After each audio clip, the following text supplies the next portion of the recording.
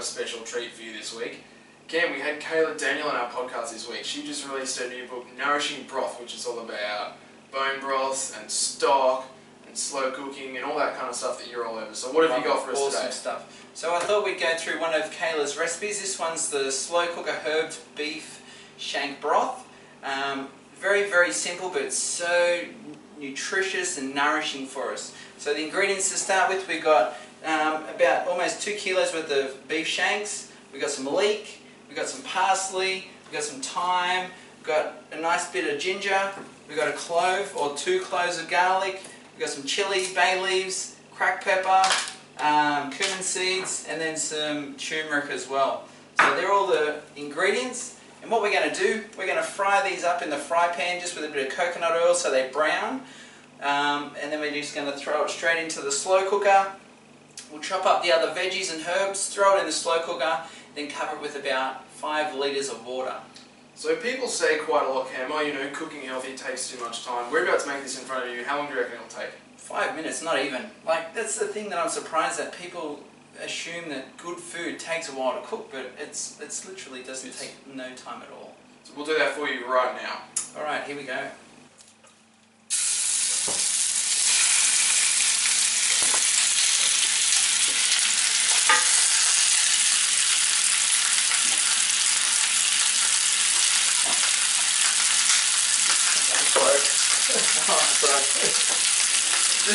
So what do we do with the shanks then, Cam?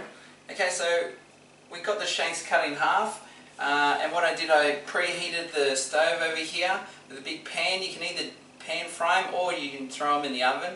If you throw them in the oven, it's probably going to take a little bit longer, so I always been taught through culinary school to just to pan fry them and seal them off a little bit. So I've got about a dessert spoon worth of coconut oil, and then I wait till it gets nice and hot. Add in the shanks and just toss them around a little bit until they start going brown all over. Once that's done, then they can go straight in the pot or straight into your slow cooker. So the recipe said 1 centimetre cuts of lamb shanks. Would you butcher cut that up for you?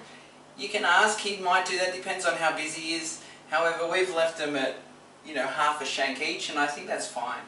Because the meat's still going to fall off that anyway, and you still, if we're going to keep it in here for up to 12 hours, I guess if you're going to do 2 to 3 hours, you'd want more surface area covering the bone, so that's probably when it's best to chop it up in those 1-inch blocks. So the veggies, we've sped this video up a little bit, but you were literally there cutting for 3 minutes. It was 3 minutes. With the leek, I quartered it up and down so I could wash it out, and then it still holds together so I can chop it, and it's already in quartered. Parsley nice and rough, all the herbs nice and rough, because they're going to be in there for a good 12 hours, so they'll pretty much just dissolve away almost. So what did you do to the chili? Yeah, with the chili, good point there. Most of the heat with the chilies always come with the seeds. So what we did there is I just took all the seeds out, because I'm not a massive fan of spices. I know you are, so I thought I'd put the whole chili in just without the seeds.